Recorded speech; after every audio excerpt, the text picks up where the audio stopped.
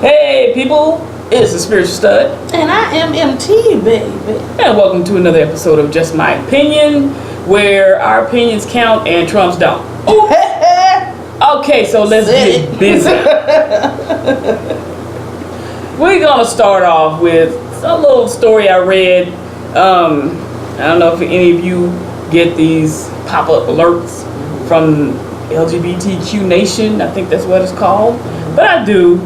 And one of them caught my attention. So shall I read? Please do. Pastor Brad Waller was a senior pastor at the Grace Church of the Islands in Savannah, Georgia. First of all, Savannah. Was a pastor. Savannah. You know about Savannah. Mm-hmm. But he was removed after they found out that he was giving boys and men, members of the congregation, he was giving them foot massages because he has a foot fetish. Sad. Even men from previous churches said that he did that to them, and so he said yes, but it didn't lead to anything sexual. Then he came back and said yes, and sometimes it was sexual, which meant that, well, not necessarily that he did anything to them, although one person is saying that they felt assaulted. So I don't know what he did to them, but it was nasty. I don't want to know. He rubbing feet. Grown man said, I only came to this church because of my wife. He was coming. He said they was coming, him and his son was coming for counseling sessions. This dude in there rubbing both their feet. Yeah, I wouldn't have let no. Man, really? You? Okay. And it's only men. Just saying. Apparently, this was not a pastor of a gay-friendly church. Just, I don't know. I'm just saying. Let me tell you something. Let me explain something to you right quick. If you have a fetish, the feet, the spankings, the whips, the chains, the whatevers, okay? There's a time and a place for all that. And it ain't in church. And on Christian counseling sessions. But my thing is this, Jesus take the whole wheel. First of all, you got to get somebody to take their shoes off. Right. To rub the feet. Right. So, what was he saying? To the people. But there is a script. That they would be like, hey, I'm going to take my shoes off and let this minister rub my feet. Now, did he tell them that he was healing them by rubbing the feet? I'm wondering if he used that scripture about Jesus washing the disciples. It didn't say, and it didn't say washing the feet. He said rubbing the feet. Wow. There's a difference. There is a difference. Because the church I grew up in, we had foot washing services. I went to a church that did that too. Oh, that was the worst day. That was the worst day. Because let me tell you something. Back then, when I was a good church girl and I had to wear pantyhose, and my grandma, first of all, my grandma only let me wear taupe or dark brown pantyhose. So you did not want to turn the foot washing water brown or slightly gray because the pantyhose was fresh and new and the color was rubbing off. So you had to pre-wash the pantyhose. I'm getting all squirrel. Man, what? Yeah, squirrel. Anyway, that was bad. Back to the pastor. Who convinces you in a church to take your shoes off? And just let some man rub your feet? Right. What is wrong with you as an individual? Well, that you just walk into church and your minister says, hey, sit down, take your shoes off. I want to rub your feet. And you'd be like, sure. I'm going to play devil's advocate. There are a number of people who are sheeple. Yes. Don't think for themselves. And the pastor tell them anything, they doing it. They believe in it. So what's the difference? What is the difference in them believing what the pastor says, because the pastor said it, and him asking? I got some questions first. You're not gonna just talk me into anything, baby. Hold on now. Hold on, what you talking about? I know. I would have been like looking around, but this is the thing. He didn't do it in the church setting. He did it in his office. I'm gonna need to see counseling session. I need to see a reflexology therapy poster. I just want to know what he. I'm like you. I want to know what he was saying to make these grown men take their shoes off and let him rub. And see, I got the idea that these weren't really men that went to church a lot, or if they did, they were kind of Hank Hill-ish. I don't care. Yeah, you ever seen Hank Hill? I love Hank Hill. Yeah, propane accessories. Yeah. You know how he was about church, Bobby. What? Hank Hill. Yeah. You know how he was about church. He's going in there, and he just went because it was habit. Right. He didn't want to be there. Right. But I wonder, they just go because they're being dragged, basically. It's just like the comedian said about Jim Jones. In the meeting that they had prior to going to Africa and drinking the Kool-Aid, I would have had some questions. Like, why are we going all the way to Africa? Why do you want all my money? All these kind of things got to be answered, baby. You got to answer the questions and answer them truthfully, and then I'm still going to investigate. Then I still might not believe you because I don't believe everything that come out of people's mouth. Right. Sheeple. Pastor, priest, rabbi, I don't care who you are. I don't believe everything that comes out of people's mouth. I've been that child that I didn't even believe, and I'm sorry I'm about to hurt some people's feelings. I didn't believe the Bible. You couldn't even. I learned it, but I had questions. Lots of questions. I had questions, and back then you couldn't ask them. I was watching, what's the movie that they came out with that is like a Noah, a building the ark, but it was like a current day where he was a senator. And it had Morgan Freeman. Yeah, I know. Okay, so I was just watching that last night, and I was thinking to myself, I was like, some of the stories that's in the Bible, that ark and all them animals, that's every animal. The panda bears is cute and cuddly. I love panda bears, but I don't know panda bears, and you got grizzlies, then you got the rar bears, like, and they weren't domesticated.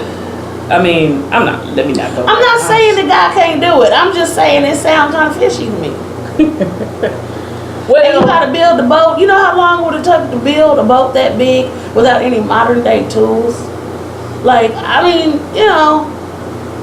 it's some stuff.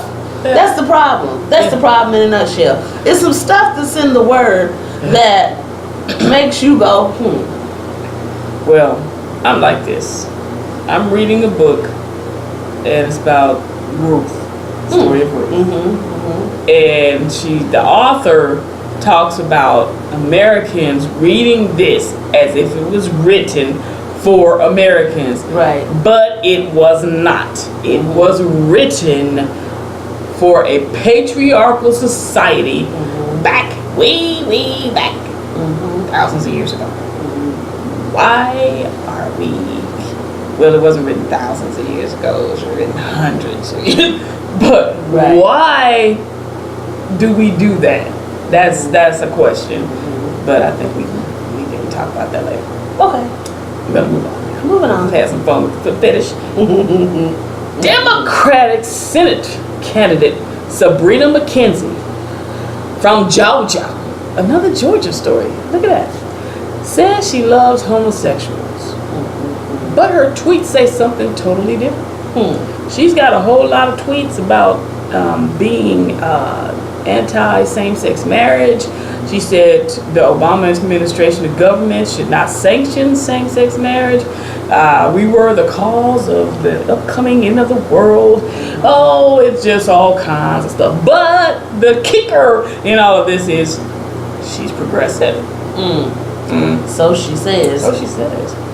But we have to be more investigative of these people who claim to be progressive, because she wants to throw, well, my brother was gay and I loved him. Well, yeah, we're sure you may may have loved your brother. We don't know your relationship. We can't judge that. He's dead. You know, you might feel a certain way because he's dead now. But you're a pastor.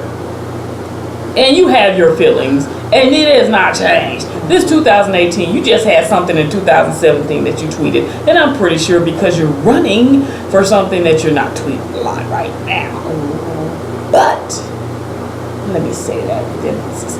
But, you, Ms. McKenzie, Pastor McKenzie, whoever you are, you're not really progressive.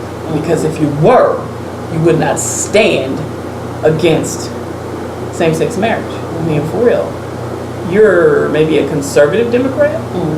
Maybe you're a Democrat that leans a little bit. Which way is it, right? The right. Lean right. I'm just saying. You know, it doesn't make sense for you to say you're progressive, but you're against us. Right. I don't want your love. Don't give me your love. No. Because it's fake. I Yes, don't need it is. I don't need it. Keep moving. On that note, read an article recently about black women, church folk women, and the gay community. And how black women have, the church folk black women, Christian fundamentalists, have been holding back the LGBT community. Because we know that there's power in the vote of the black woman. Yes. And see, I can't even say that part of the reason why we end up with 45. I saw them at the polls. Sister Jones, Sister Miller, Sister Thompson with the good church clothes on, gonna go vote for 45. Because they thought that he had conservative Christian values. So we've been butting heads with these folk for a while. And you know, I don't know how many of y'all been raised around or with or had exposure to an older Christian black woman. Baby, she will bake you a pie that will make you slap by 4 or 5 people. But if she feels like you are doing anything that is not what she deems as Christian, she will get in your whole ass about it. That's how them women are. Like they ain't no flexibility in Sister Jones and all. There ain't no gray in that. It's black or white. And they're the ones many times who turn away from the gay family members. And from, you know, the gay cousins and whatnot. You know, you can't go to Sister Jones' house with your partner. No. You know what I'm saying? So there is a reconciliation that needs to happen with black Christian women and the LGBT community. You know, and it's sad to say, but sometimes I really believe that our black men are even slightly more sympathetic to the plight of the community. Maybe because there's some of them in a closet, but that's for another day. But yeah, you can't, you know, the whole word progressive means this. Progress means we are moving away from old ideas and progressing into some new ideas. You can't say that you're a progressive anything if you still holding on to old ideas. And see, one last little tidbit, that this is what these Christians, you know, in the Word, if you want to go there, in the Word it talks about observing the law. This is why we got all this hoop fly about immigration. Because they're like, the law is the law, and you must follow the law, because God said follow the law, ain't no wavering, no nothing. No compassion, no nothing. Follow the law. But the minute that LGBT people got the right to marry who they love, then it's like, oh no, that shouldn't be law. But it is the law. It is the current law. So, where's your beef? You know what I'm saying? Where's your beef? You can't have it both ways. You can't say follow the law to the rule of the law, be happy with the law, observe the law, God made the law, all this kind of stuff. Law. No ifs, ands, or buts. But the minute they give us marriage equality, be like, that's the wrong law.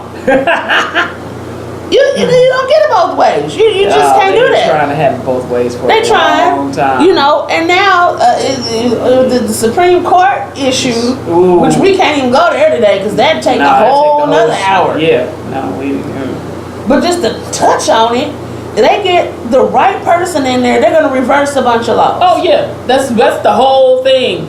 But I thought that the law was the law. You observe the law because God ordained it and put His blessing on the law. Oh, girl, please. You know, it's the law that they want. Has it even occurred to some of you that are not supportive of LGBT community? Has it even occurred to you that maybe the reason why we actually got marriage equality is that was a way in to your hearts? So you can accept and say, it's the law. There's some laws I like, some laws I don't, but it's the law. Yeah. No, you can't even do that. No, because they can't say it's against God's law. Mm-hmm. That's the thing. But you can't have it both ways. You cannot do that. Yeah. You cannot. If it's illegal to jaywalk, but I go, you know what? I feel like jaywalking today. Shall I or shall I not get arrested if there's a police officer sitting right there? Well, according to a comedian in Toronto, he did. Oh, what's wrong with these people? Okay, moving along. So when I was growing up in Arkansas. Arkansas. On a little town. Was it a what? A little town. Where Black College is. Mm-hmm. So that you should know, if you know anything. But anyway, so I grew up in the Baptist community. We used to watch a lot of televangelism. And one of the people was Jim and Tammy Bakker, the PTL club, the Praise the Lord. Praise the Lord. And man, we used to watch it all the time. Till he got caught doing things with another woman, and tried to bribe her and then got sent to jail for a felony. So now this dude is on TV saying, and let me make sure I get this correct. Donald Trump was sent by God to give Christians time to prepare for the end of the world. Now this is what he said. Trump is a respite in these troubled times. First of all, do you know what a respite is? Because a respite is a rest. It's a relief in these troubled times. How can you be a rest or a relief when you're the cause of these troubled times? I mean, really, come on, man. This ain't about the end of the world. I told my wife, these people are so heavenly bound, they are no earthly good. First of all, he's trying to sell end times food and water and camouflage and all this stuff. Yes, for the time of trouble, baby. Yeah. Yes. And he's gonna say, well, God already told me that the first horse is out. The first horse is riding. And it's not Jesus. Well, we know Jesus wasn't riding the first horse anyway. Right. But anyway. Okay. Let's all read, right? Okay. So when I read something, I can't remember exactly what it was, but it was about how they are focused solely on the end of the world. How can you just be focused only on the end of the world? This is why you guys don't believe in climate change. This is why you don't care what happens to the environment. This is why you don't care about the waterways shrinking. People who use the waterways in Louisiana to eat, to get the food that they can sell so they can live. The waterways are all messed up. You don't care about that. Why? The poor polar bears can't even ride on the blocks of ice anymore. They're out there in the water trying to grab one because the glaciers are melting. But no, climate change is a hoax. Dude, these people that a lot of people put into power, well, you put 45 in power and then he got the clowns after. He's the ringmaster. Well, I think Pence is actually a ringmaster. I think he's the clown. But in any case, when you look at what they're focused on, these evangelicals, right? All they care about is, okay, so he's moved the what is it? He's moved our Constitution? No. In Israel to Jerusalem. Embassy. Yes.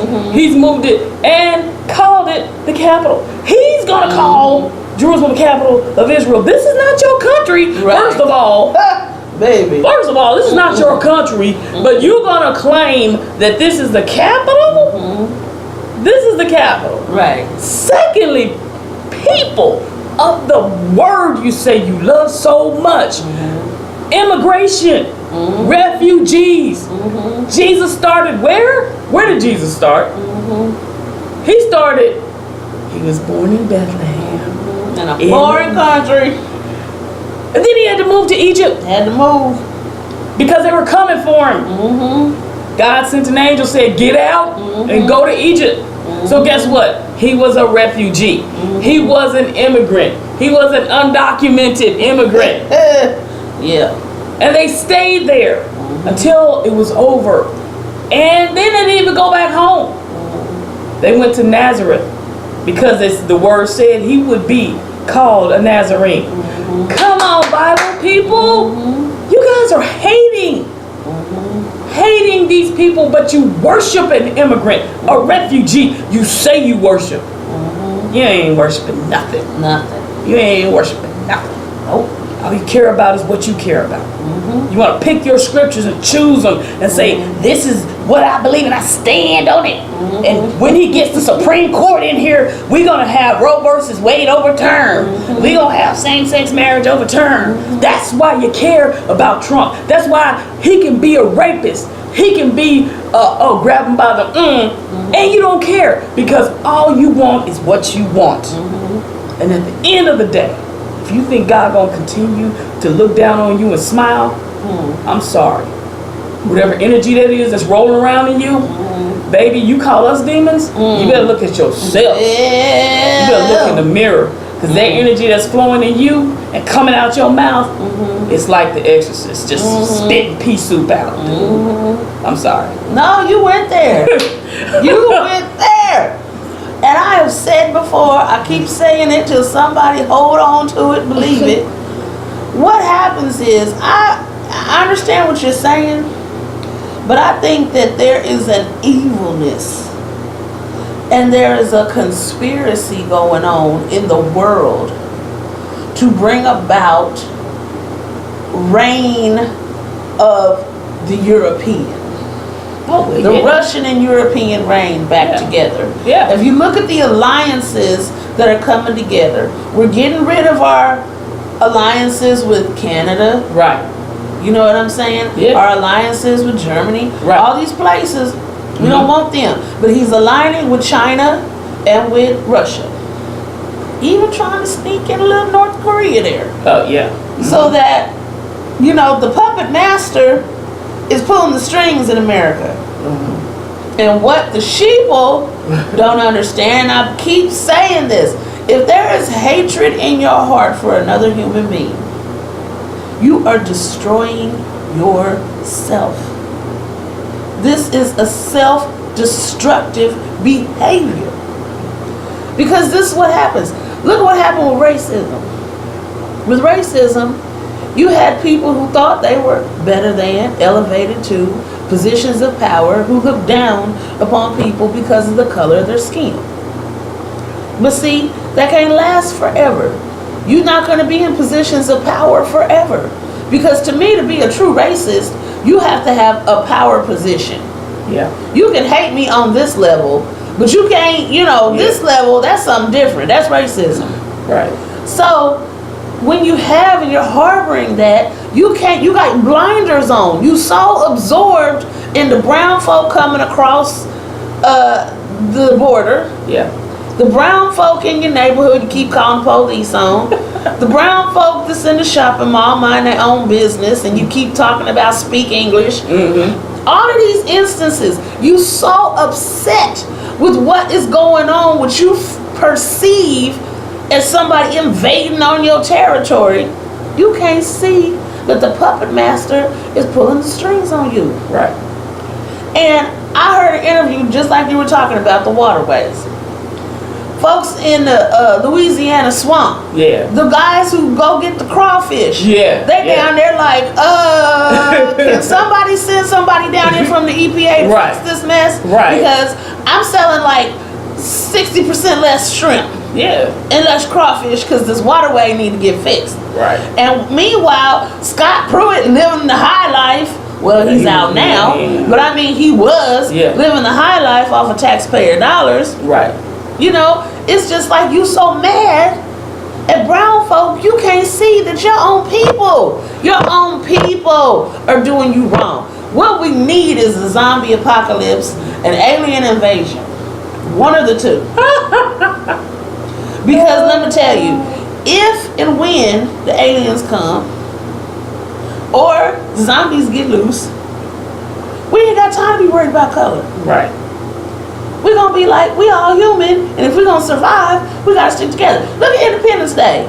All them people came together, because it was all the countries, everybody. Aliens fly all over the place, and spaceships and stuff, and it was just like, oh my God, we got to fight that enemy. Yeah.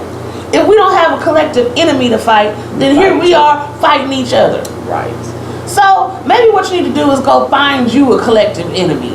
You know what I mean? Of all people. Yeah. I don't know what the solution is. It's just my opinion. I'm throwing that out there. Because I'm like, this is ridiculous. These people are so upset. They're so mad about immigration and everything else. You can't even see the compassion for a mother who's crying, for a baby who's crying, been separated from its mother. They done returned this one child. Broke my heart. This baby back to its mama after months. A baby, a little bitty baby. This baby full of lice. This baby said it looked like it ain't been washed since she last seen the baby. Oh my God. They finally gave the baby back. The baby's so upset it won't eat. It won't sleep. It wants to stay near its mama 24/7.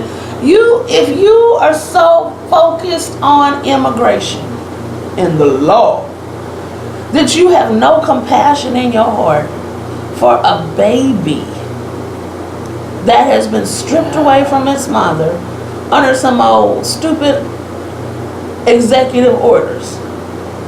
Something wrong with you. Something's wrong with you. Your humanity is gone if you can't even have compassion for the babies.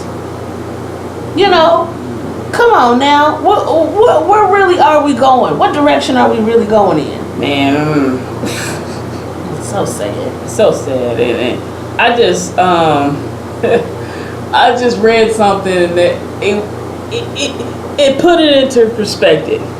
This was a 1-year-old child in court, and the judge was like, I have to ask this, but I'm looking at a 1-year-old and I know they don't know what I'm saying. Exactly. You know, do you know what it is to immigrate to them? Do you know where you want? They don't know anything. That's the And they don't have a right to an attorney. So, what are you people doing? Yeah. Christian evangelicals. What is going on with you? That you have that much animosity in you? Where is your compassion? Where is your love? Where is this stuff that Christ-like supposed to be in you? Let this mind be in you that was in Christ Jesus. Where is that? Do you not know that your body's a temple? What is wrong with you? When your child goes off and does something stupid and they're standing there looking at you and you're like, what is wrong with you? Yeah. What went through your mind when you decided to do that stupid thing you just did? Well, I'm asking you, what is wrong with you? I seen the pictures of the babies. These little bitty kids. It was a little girl in a little sundress sitting in court. Now the child looked petrified.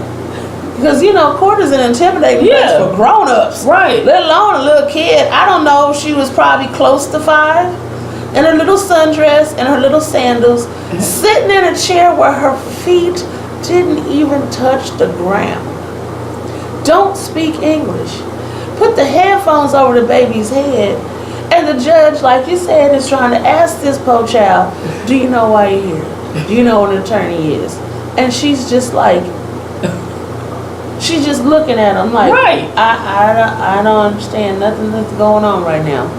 That's ridiculous. For you to, and like I said, it's one thing, because I listen to a lot of conservative radio to try to understand this, because it's still mind-boggling to me. And they have spun it to where it's, like I said, all about the law. If the parents didn't break the law, the children wouldn't be separated, this and that and the other. But that's not what it's about. Look is what is happening. If it was about the law, people would have due process. People would have attorneys. Parents would have the ability to do what our current law is, which is give them their day in court, let them take their babies and go, come back to court, and then find out what the problem is. But no, this is something totally different. This is chaos. Right. This is chaos. This is snatching babies, ICE people, snatching parents, putting them in different places, cages, group homes, wherever they can shove these kids at. This is not even the law. And if you can't see that, something in your heart is rotten. Okay, so I just one last thing. Sorry. Let me scratch my head first. So, if you have been paying attention, you did notice that they tried to sneak a little sneaky something in recently, which was the affirmative action for college deal. So this, as far as my understanding, is not an executive order, but what it is a recommendation for colleges to no longer use race when they're evaluating who comes to the colleges. Basically abolishing affirmative action. Right. If you can't see the puppet master pulling the strings, what they want is a European utopia. They want to be able to have the power and the control to decide who comes across the border, who gets an education, who succeeds in the financial game. All of these things are coming to fruition. And like I keep telling folks, poor white people, your lives are in jeopardy. Brown folk, we've been surviving, Man. baby. LGBTQI elemental P people, we've been surviving. It ain't been easy, it's been a struggle, but I keep saying this, we got a skill set that y'all don't know nothing about. Right. We can make some stuff happen out of nothing. We can pull together. We can commune together. We can work together to have what we need. But the poor white people who's looking up to 45 and the rest of these puppet masters is pulling the strings, this utopia that they are wanting, it don't include you, baby. It does not include you. Because if it did, they wouldn't be Louisiana swamp people down there still trying to get the waterways fixed. If they cared about you.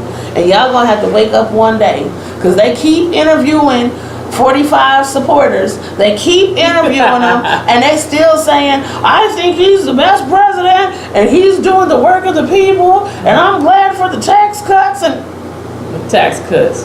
But, are you anything else? no. Okay. This is my last thing. I read about a Tennessee olive farmer. 60% of his products go to China. Guess what?